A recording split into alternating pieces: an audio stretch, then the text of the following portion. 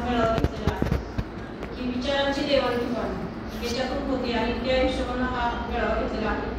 तर संस्थेच्या माध्यमातून आपण खूप जणांना मदत करतो की ज्यांना म्हणजे काहीतरी व्यवसाय करायचा आहे किंवा काय उद्योग करायचा आहे, घरगुती करायची आहे, काहीतरी अडचण असते आणि त्यांना सावकाराकडे जावं लागतं आणि फायनान्सकडे जावं लागतं, पण तिथं व्याजदराचा खूप मोठा फटका बसतो त्यांना।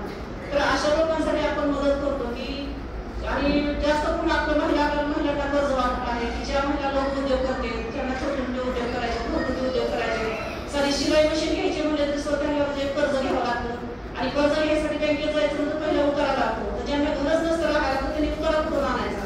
तर अशा ज्या महिला आहेत, भरपूर महिला आहेत आणि जास्त अशा म्हणजे जास्त प्रामाणिकपणे उद्योग करणारे आहेत त्यांना आपण विनाकारण कर्ज देतो की पहिली सुरुवात म्हणजे बऱ्याच वर्षापूर्वी आपण 5,000 सुरुवात केली होती की त्यावेळेस त्याची गरज असायची की 5,000 त्यांचा व्यवसाय चालू व्हायचा की छोटं किराणा दुकान म्हणा की एक शिलाई मशीन म्हणा की अशी आपण सुरुवात केली होती।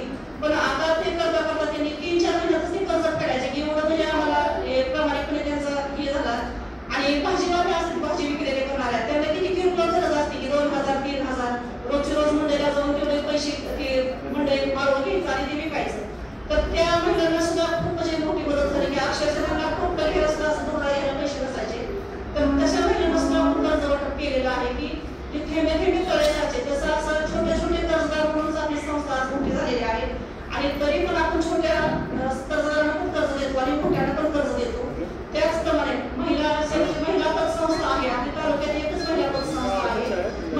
महिलांच्या उन्नतीसाठी चालवलेली सर्वांच्या सहकार्याने ही महिला पतसंस्था आहे। आज जवळजवळ 34-35 वर्ष झाले पतसंस्था चालू करून। तर पतसंस्थेच्या माध्यमातून आपण सार्वजनिक काम पण करतो की नुसतं पतसंस्थाच नाही, महिलांचं तर ह्याच्यातून वर्ष चालूच आहे, सर्वांनाच मदत आहे। असं महिला पतसंस्था आहे म्हणून तसं नाही किंवा त्यांच्या मुलांना रिक्षा घ्यायची असेल, कुठं दुकान घालायचं असेल, काय करायचं असेल, छोटे मोठे घर बांधायचे असतील त्याला पण आपण कर्ज देतो। आणि त्याचबरोबर सामाजिक बांधिलकी म्हणून आपण शक्तीदेवी म्हणून आपली जवळ 50-60 वर्षापासून आपली मुलाची परंपरा आहे। तर त्याचं स्वागत आपण संस्थेच्या मार्फत करतो। मुळा बँक असेल, आपली पतसंस्था असेल, आपला पूर्ण ग्रुप असेल, त्या माध्यमातून आपण त्याची स्वागत करतो। तसंच शिवजयंतीचा कार्यक्रम मोठा असतो त्यावेळेस आपण रक्तदान शिबिर घेतो संस्थेच्या माध्यमातून। तर परत महिलांसाठी कार्यक्रम घेतो किंवा महिलांचं मनोरंजन करायचं त्याच्यासाठी प्रोजेक्टचा कार्यक्रम आपण घेतो, त्याला पण खूप महिलांचा म्हणजे उत्स्फूर्त सहभाग मिळतो। महिलांना त्यांचा आनंद व्यक्त करायला कुठं जागा असते, त्यांच्यात खूप सुप्त गुण असते, पण हा कार्यक्रम त्यांना एवढा आवडतो की महिलांचं मनोरंजन करायचं। तर हा कार्यक्रम खूप छान होतो। त्याबरोबर महिलांचं पण मदत करायची की सामाजिक ह्याच्यावर ह्याच्यासाठी तर त्याच्यासाठी आपण वेगवेगळे व्याख्याते बोलवतो आणि महिलांच्या असे वेगवेगळे कार्यक्रम घेतो किंवा त्यांचं प्रबोधन करायचं। किशोरवयीन मुलींचे समस्या असतील की बाबा 40 नंतर महिलांच्या समस्या असतील की महिलांनी कसं आहार कसा घ्यावा, त्यांचं दिनचर्या कशी असावी, याच्यावरून वेगवेगळे व्याख्यान घेतो आपण। आणि जास्त विशेष करून 15 ऑगस्ट असेल, जानेवारीला दोन्ही संस्थेचा आपण प्रजासत्ताक दिन असेल, झेंडावंदनचा असेल, पहिल्यापासून आपण महिलांच्या हस्ते सन्मान त्यांना महिलांना देतो आपण आणि तो कार्यक्रम महिलांच्या हस्ते करतो। तसंच सहकार प्रशिक्षण असतं महिलांसाठी, सभासदांसाठी पण सहकार प्रशिक्षण असतं आणि सभासदांची जी मुलं आहेत त्यांच्या मुलांना कौतुकाची थाप देण्यासाठी त्यांचं तर चालूच असते, पण कुणी मला प्रोत्साहन देणं, कौतुक करणं गरजेचं असतं।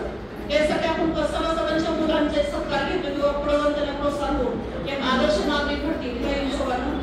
आणि परत संक्रांतीचा कार्यक्रम असतं त्याच्यात आपण पर्यावरणाचा हिशोब पर्यावरण सगळं धरून आपण रोप वाटप करतो किंवा फळांची रोपं एक पर्यावरणाचा समतोल साधला जातो त्याच्यातून की वाहून आपण संक्रांतीला हळदी कुंकवाला रोप वाटप करतो।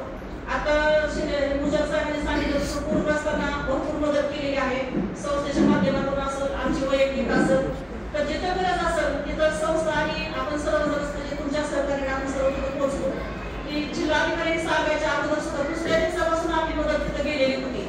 त्यांनी 4-5 दिवसांनी जिल्हाधिकारी मीटिंग घेतली आणि सगळ्यांना आदेश दिले किंवा अशी मदत आपण करायला पाहिजे म्हणून। तर त्याच्या अगोदरच आपण सतर्क राहून की त्यांना गरजेच्या वस्तू दिल्या, काही ठिकाणी आपण नाश्ता पोच केला, काही ठिकाणी जेवण पोच केलं, काही ठिकाणी लहान मुलांचा खाऊ पोच केला, काही ठिकाणी असं म्हणजे अन्नधान्याची किट असे देऊन पोच केले।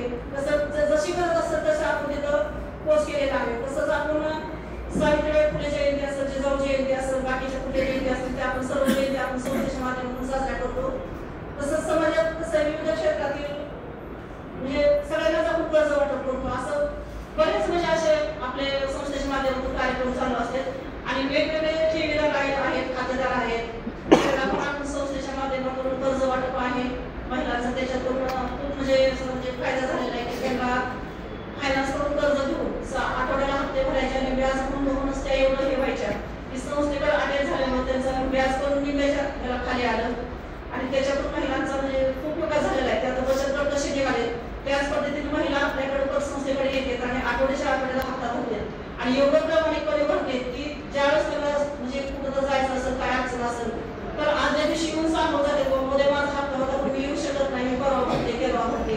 की एवढं खात्रीशीर म्हणजे आपलं हे आहे की आपण जसं सहकार्य करतोय तसं त्यांचं पण आपल्याला सहकार्य आहे आणि आपल्या संस्थेचा स्टाफ, दोन्ही संस्थेचा स्टाफ पण एवढं तत्पर आहे की विनम्र सेवा आहे, तत्पर सेवा आहे.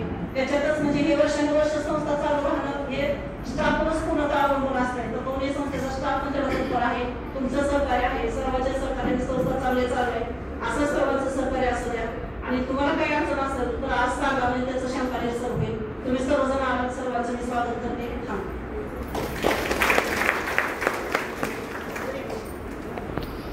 वैशाली